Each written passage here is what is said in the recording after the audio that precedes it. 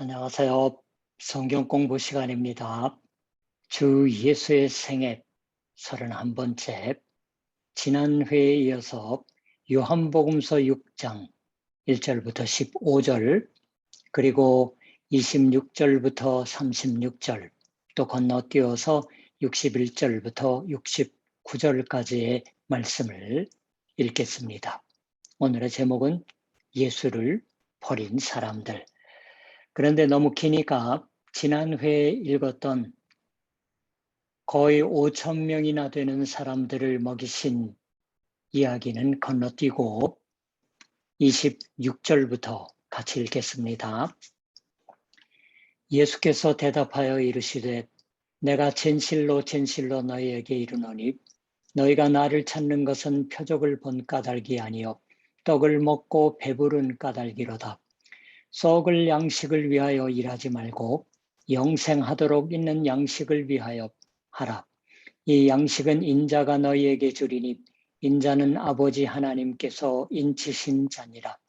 그들이 묻되 우리가 어떻게 하여야 하나님의 일을 하오리이까?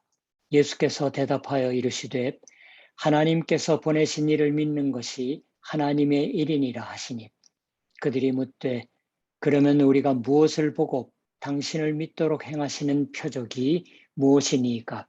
하시는 일이 무엇이니까? 기록된 바 하늘에서 그들에게 떡을 주어 먹게 하였다 함과 같이 우리 조상들은 광야에서 만나를 먹었나이다. 예수께서 이르시되 내가 진실로 진실로 너희에게 이르노니 모세가 너희에게 하늘로부터 떡을 준 것이 아니라 내 아버지께서 너희에게 하늘로부터 참떡을 주시나니 하나님의 떡은 하늘에서 내려 세상에 생명을 주는 것이니라. 그들이 이르되 주여 이 떡을 항상 우리에게 주소서. 예수께서 이르시되 나는 생명의 떡이니 내게 오는 자는 결코 줄이지 아니할 것이요 할 터이요 나를 믿는 자는 영원히 목마르지 아니하리라. 그러나 내가 너희에게 이르기를 너희는 나를 보고도 믿지 아니하는도다 하였느니라. 예수께서 스스로 제자들이 이 말씀에 대하여 수군거리는 줄 아시고 이르시되 이 말이 너희에게 걸림이 되느냐? 그러므로 너희는 인자가 이전에 있던 곳으로 올라가는 것을 본다면 어떻게 하겠느냐? 살리는 것은 영이니 육은 무익하니라. 내가 너희에게 이른 바는 영이요 생명이라. 그러나 너희 중에 믿지 아니하는 자들이 있느니라 하시니 이는 예수께서 믿지 아니하는 자들이 누구며 자기를 팔자가 누구인지 처음부터 아심이로라. 또 이르시되 그러므로 전에 너희에게 말하기를 내 아버지께서 오게 하여 주시 아니하시면 누구든지 내게 올 수 없다 하였노라 하시니라. 그때부터 그의 제자 중에서 많은 사람이 떠나가고 다시 그와 함께 다니지 아니하더라. 예수께서 12 제자에게 이르시되 너희도 가려느냐? 시몬 베드로가 대답하되 주여 영생의 말씀이 주께 있사오니 우리가 누구에게로 가오리이까? 우리가 주는 하나님의 거룩하신 자이신 줄 믿고 알았사옵나이다.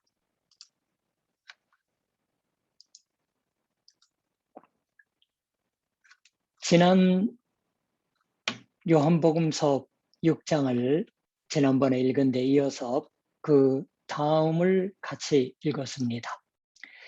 매우 긴 거지만 원래는 여기는 따로따로 흩을 수는 없습니다. 그 일부분을 읽을 때에도 그것을 들 수 있는 한 넓은 관련에서 읽지 않으면 바른 의미를 읽어낼 수 없습니다. 이번에 집중해서 생각하고 싶은 건 마지막에 가까운 곳에 기록되어 있는 말입니다. 그때부터 그의 제자 중에서 많은 사람이 떠나가고 다시 그와 함께 다니지 아니하더라. 66절이었어요. 그리고 오늘의 성경 공부의 제목을 주 예수의 버린 사람들이라고 했습니다. 이제까지 제 얘기를 쭉 들어와 주신 분은 떠올리실 거예요. 지난번은 예수를 죽이려 한 사람들이라 제목해서 처음부터 적의를 품고 있던 적대감을 품고 있던 유대인 율법학자 바리새파라고 불렸던 사람들의 얘기를 했습니다. 지난번에는 예수를 억지로 붙들어 가려 한 사람들이라 제목해서 주 예수를 언제나 둘러싸고 있던 사람들 군중의 얘기를 했습니다. 거기에 이어서 세 번째 그룹이라고 해야 할까요? 주 예수를 버린 사람들이 있었던 것을 생각하고 싶은 겁니다. 그것은 이제까지의 두 그룹의 사람들과 또한 달라서 제자들이어서요. 그때부터 그의 제자 중에서 많은 사람이 떠나가고 이 말로부터 추측하면 주 예수의 주위에 제자라고 불리우는 사람들이 꽤나 많이 있었던 것 같습니다. 12이라는 표현이 원문을 보면은 12만 나와 있어요. 12사람. 제자라는 표현은 앞에 나와 있습니다. 제자 중에서 많은 사람이 떠나가고 할 때에 제자만 나와 있고 여기는 67절은 12명이에요. 12이라는 표현이 여기도 나옵니다. 성경의 다른 데는 많이 나오죠. 12제자. 이 12사람과는 달리 여러 명의 제자가 있었던 것 같은 겁니다. 그 제자들 중에서 많은 사람이 주 예수를 버렸다고 요한복음서가 말하는 겁니다. 그뿐만이 아니에요. 그처럼 많은 제자들이 떠나간 데서 예수께서는 남아있던 12제자들에게도 물으셨다라고 있습니다. 너희도 가려느냐? 이 물음에 시몬 베드로가 즉시 대답합니다. 주여, 영생의 말씀이 주께 있사오니 우리가 누구에게로 가오리이까? 우리가 주는 하나님의 거룩하신 자이신 줄 믿고 알았사옵나이다. 68, 9절에요. 다른 누구에게로 간다고 말하시는 겁니까? 그와 같은 것을 입에 담으시지 말아 주십시오. 당신 이외에 누군가에게로 가자라는 등 생각하고 있는 사람은 한 사람도 없습니다. 그런 서글픈 것을 말씀하지 말아 주십시오. 그처럼 제자들의 대표가 되어서 베드로가 대답하고 있는 거예요.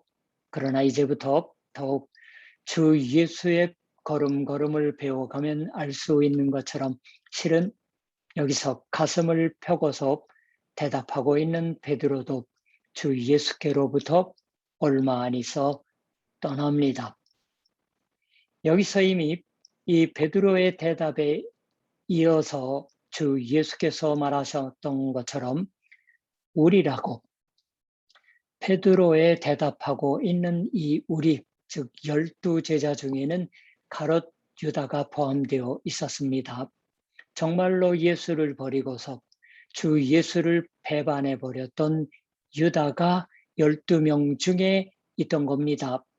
주 예수를 죽이려고 한 사람들, 죽이려고 생각한 사람들, 또 주 예수를 강제로 데려가려고 생각한 사람들, 그리고 주 예수를 버린 사람들, 그 중에 이 베드로를 대표로 하는 혹은 유다를 대표로 하는 12제자도 들어가는 겁니다. 주 예수를 에워싸는 인간은 결국 이 세 부류 안에 들어가 버린다. 요한복음서는 그렇다고밖에 읽을 수가 없는 게 아닐까요? 참으로 유감스러운 서글픈 것이지만 이는 사실입니다. 혹 여러분 중에서 저의 성경 공부에 이 유튜브를 보시는 분들 가운데에서 아직 교회에 가고 있지 않은 분도 있으실지 모르겠어요. 만일 그런 분이 있으시다면 꼭 가까운 교회당을 찾아 성경 얘기를 듣고 신앙을 얻어주셨으면 합니다. 신앙을 얻는다고 하는 것은 교회의 회원이 된다고 하는 것이에요. 어딘가에 회원이 된다고 하는 의미는 잘 아시겠지요? 교회의 회원이 된다고 하는 것은 그리고 이후 일생 동안 매 일요일 빼놓지 않고 교회 예배에 출석하도록 되는 것입니다. 또 바치는 것을 하게끔 됩니다. 나아가 또한 다른 여러 교회의 집회에도 참가하며 믿음에 따라 주어진 은사를 들어서서 전도 활동을 하거나 봉사의 일을 하거나 합니다. 무엇보다 또한 매일의 생활을 그리스도의 제자에 걸맞는 생활을 하면서 지냅니다. 그런데 그와 같이 의욕적으로 교회 생활을 하려고 하는 사람들을 보고 있으면 이미 교회에서 생활을 하고 있는 사람들의 마음에 아픔이 생겨납니다. 약간 쓰라린 생각이 생겨나는 거예요. 그건 세례를 받고서 예수님의 제자가 되어서 생활을 하고 있으면서 모든 사람이 죽기까지 주 예수께 충실하게 끝까지 따르고 있는 것이 아닌 까닭입니다. 우리가 거주하고 있는 일본의 전 그리스도인의 숫자, 이는 아무래도 정확한 바는 알 수 없다고 생각합니다. 2020년도판 종교영감이 있어요, 일본에.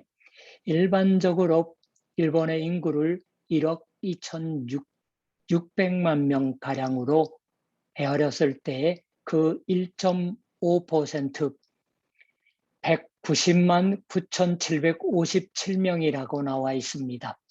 10여 년보다 늘은 숫자인데 아마 가톨릭계의 나라에서 이제 워킹 비자라든가 일본에 와 있는 사람들이 급격하게 늘었기 때문이지 않을까 추측을 많이들 합니다.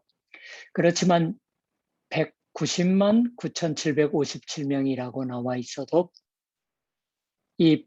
그 숫자는 각각의 교회에서 프로테스탄트 교회에도 가톨릭의 교회에서 세례를 받고서 교회원으로서 등록되어 있는 사람들의 수를 합계한 수일 것입니다. 교회원의 명부, 이것은 어느 교회라도 갖고 있습니다. 그러나 그 명부 안에 이름이 있어도 교회에 오지 않게 된 사람들, 이미 일상의 생활에서 기도도 하지 않게 되어 있는 사람이 제법 있을 거예요. 그러한 것을 생각해 보면 실제는 190여만이라는 숫자보다도 유감스럽지만 더 적을 것입니다. 또 반대로 말하면 너무 오랫동안 교회 생활을 하고 있지 않으면 교회원 명부 중에서도 생존하고 있는 현재 교회원의 역할을 감당하고는 있지 않다고 해서 별장부에 옮겨져 지금 생존하고 있는 신도로는 헤아리지 않게 됩니다. 그걸 생각해 보면 한 번 세례를 받고서 교회 회원이 된 적이 있는 사람이 되면 190만이라는 수로는 맞추지 못할 거예요. 그 두세 배가 되지 않을까 생각해 봅니다. 여러분 주위에도 그러한 사람이 있을지도 모르겠어요. 혹은 여러분의 만일 저의 얘기를 듣고 있는 분이 젊은 분이시면은 그 아버지, 어머니가 나도 옛날엔 교회에 가서 이래도 세례를 받았는데 라고 말하는 분이 있으실지도 모르겠어요. 제가 일본에서 처음 와서 1983년에요. 신학교에서 공부할 때 이제 야키니쿠 집에서 일했는데 지방에서 일본 친구가 제가 앉을 때 손에 깍지를 끼고 앉았었던 모양이에요. 그러니까 자기도 옛날에는 교회 학교 다녔다는 얘기를 한 적이 있었습니다. 물론 그 당시에는 안 다닌 거예요. 성인이 되어서. 그러한 사람을 일본에서는 곧잘 졸업신자라고 부릅니다. 그러나 그건 틀린 말투일 거예요. 정확하게는 교회를 버렸다고 하는 것입니다. 그렇지만 교회의 한 목사로서 생각하는 건 좀 이상한 말투를 허락해 주신다면 교회를 버리는, 목사를 버리는 것이라면 아직 참을 수 있습니다. 혹은 아직 안심할 수 있어요. 이 교회, 이 목사가 싫어서 다른 교회로 가주면 되는 거니까. 그렇지만 문제는 거기서 주 예수를 버린다고 하는 것을 결과적으로 해버리고 마는 게 아닐까. 이 성경이 말씀하는 스토리를 반복해버리고 있는 게 아닐까 하는 염려가 있는 것입니다. 많은 제자들이 떠나갔다. 거기서 주 예수께서는 12 제자들에게 대해서 너희도 가려느냐 하고 물으십니다. 베드로는 움찔했을 거예요. 눈앞에서 자꾸 주 예수의 인기가 떨어져 갑니다. 주위에서 예수를 죽이려고 하는 계획이 소곤소곤이 아니라 큰 소리로 들리게 됩니다. 그리고 이제까지는 같이 생활을 하고 있던 동료들이 제법 많이 없어졌습니다.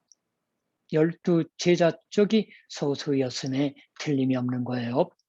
50명, 100명, 아니 더 많은 사람들이 주 예수께 등을 돌려서 떠났다라고 있습니다. 인원수가 제법 모이고 있을 동안은 북적북적하고 경기가 좋은 거지만 한번 많아졌던 동료들이 줄어드는 건 허전한 것입니다. 쓰라린 거예요. 싫은 겁니다. 서글픕니다. 남아있는 것에 왠지 기가 죽어버립니다. 베드로에게도 이제 슬슬 물러날 때인가 하고 생각하는 생각이 없었다고는 말할 수 없을지도 모릅니다. 당시의 유대 사회의 분위기가 로마의 지배하에 사는 중에서 너희도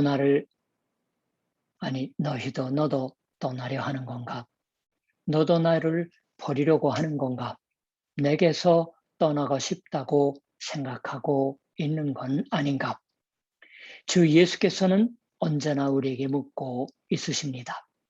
제 얘기를 듣고 있으시는 중에서도 세례를 받고서 믿음 생활을 하고 있으시는 분은 그야말로 잘 마음에 담아주시지 않으면 안 될 것이다라고 생각하고 이제부터 교회 집회에 가려고 생각하고 있는 분에게도 지금부터 이러한 것을 잘 두셨으면 합니다. 간단히 주 예수를 버려버리는 것 같은 믿음 생활을 하지 말아 주십시오라 하는 것입니다. 주 예수님을 슬프게 하는 것 같은 짓을 해서는 안 됩니다. 주 예수께서 슬픈 것만이 아닙니다. 그러한 것을 계속하고 있는 한 우리의 살아있는 이 인간 세계는 정말로 하나님의 축복을 받는 세상이 되지 않는 겁니다. 주 예수를 버리고 있는 동안 인간은 행복하게는 될 수 없습니다. 너희도 가려느냐? 새 번역은 너희까지도 떠나가려 하려느냐? 하는 말씀을 현대의 우리에게 적용해서 말하면 이렇게 말한 분이 있습니다. 언제까지 그렇게 내게서 떠나 있는 건가? 너희는 그렇게 예수께서 물으시고 있는 거다. 그렇게 듣는 편이 좋다고 말한 사람이 있어서요. 정말 그럴지도 모르겠습니다. 문제는 주 예수라 하는 분으로부터의 거리입니다. 주 예수라 하는 분으로부터 멀리 떨어져 있다고 하는 한 우리의 인간 세계에 진정한 축복, 진정한 행복은 오지 않습니다. 한번 다가갔다가 버리는 것도 멀찌감치 떠난 채로 서 있는 것도 주 예수를 슬프고 하고 있는 것에 있어서는 똑같습니다. 여러분은 어느 쪽일까요? 그러한 것을 생각할 때 어째서 여기서 사람들이 주 예수에게서 떠나갔던 것인가? 라는 것을 우리는 잘 분간하고 있지 않으면 안 되리라고 생각합니다. 이 이야기는 6장 1절부터 시작되고 있습니다. 5,000명에게 남자만해요. 주 예수께서 빵을 주셨다고 하는 이야기의 계속의 말씀이 6장 전체에 있다고 읽으셔야 할 거예요. 이 빵 기적의 계속으로 주 예수께서는 유대인과의 사이에 대단히 긴 문답을 하셨어요. 아까 생략하고 읽지 않은 부분입니다. 이 대화 전체는 한번 천천히 읽어주시면 좋으리라고 생각합니다. 좀 아시기 어려울지도 모르겠지만 알 수 있는 것만이라도 또박이 붙들고서 읽어주시면 그래도 꽤나 도움이 됩니다. 이 김민답, 문답 토론 속에서 주 예수께서 강조하고 있으시는 것은 무엇이었을까요? 내가 생명의 떡이다. 저는 빵이라고 원문대로 말씀드립니다. 35절에도 있었고 48절에도 나왔습니다. 반복되는 이 선언, 분명 이것이 열쇠가 되는 말입니다. 나는 생명의 빵이다. 나는 생명의 떡이니 내게 오는 자는 결코 줄이지 아니할 터이요. 나를 믿는 자는 영원히 목마르지 아니하리라. 또 한 군데 처음에는 건너뛰고 읽지 않은 주 예수님의 말씀을 들읍시다. 내가 진실로 진실로 너희에게 이르노니 인자의 살을 먹지 아니하고 인자의 피를 마시지 아니하면 너희 속에 생명이 없느니라. 내 살을 먹고 내 피를 마시는 자는 영생을 가졌고 마지막 날에 내가 그를 다시 살리리니 내 살은 참된 양식이요 내 피는 참된 음료로다. 내 살을 먹고 내 피를 마시는 자는 내 안에 거하고 나도 그의 안에 거하니 살아계신 아버지께서 나를 보내심에 내가 아버지로 말미암아 사는 것 같이 나를 먹는 그 사람도 나로 말미암아 살리라. 이것은 하늘에서 내려온 떡이니 조상들이 먹고도 죽은 그것과 같이 아니하여 이 떡을 먹는 자는 영원히 살리라. 53절부터 58절의 말씀이었습니다. 시종일관 여기서 예수께서 반복하고 있으시는 건 주 예수 자신이 빵이다라 하는 것입니다. 저는 주 예수께로부터 떠나 있는 동안은 우리의 인간 세계에는 축복은 없다고 말씀드렸어요. 그 축복, 그 복이란 무엇이냐고 하면 방금 읽은 말씀으로 바꿔 말하면 그것은 생명입니다. 얼핏 아무리 화려하고 즐거운 듯이 우리가 이 세상의 생활을 즐기고 있는 것처럼 보일지라도 진정한 생명이 결여된 채로 있다라 하는 것입니다. 진정한 축복, 행복이 없다고 하는 말은 54절과 68절은 영생이라고도 쓰고 있습니다. 하나님의 생명으로 이어지는 것 같은 죽음을 이겨내는 생명입니다. 주 예수께로부터 멀어져 있는 동안은 우리는 아무리 화려하고 기쁜 생활을 하고 있는 것 같아도 아무리 생명 풍족하게 살아있는 것 같아도 이 죽음과 멸망으로 말미암아 올가매져 버리고 있습니다. 그게 문제인 겁니다. 이 죽음의 기반을 잘라버린다.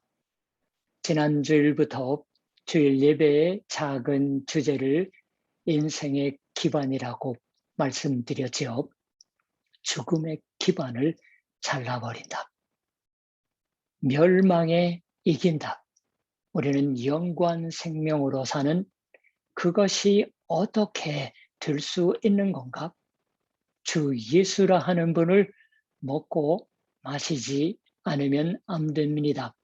이미 아실 수 있으리라고 생각합니다. 주 예수께서는 그러한 것을 말씀하셔서 그러한 것으로 그것 때문에 주위 사람들이 걸려 넘어졌습니다.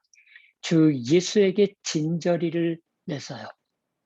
이분이 무슨 말을 하는 건가? 자기를 먹으라, 자기를 마시라라니 대체 어떠한 건가? 전혀 영문을 알 수가 없네. 조금 더 괜찮은 말을 하실 줄 알았다. 이 초라한 목수의 아들인 남자가 어째서 생명 바로 그 자체인 건가? 내가 빵이다란 어떠한 것인가? 어떻게 예수를 먹으면 되는 건가?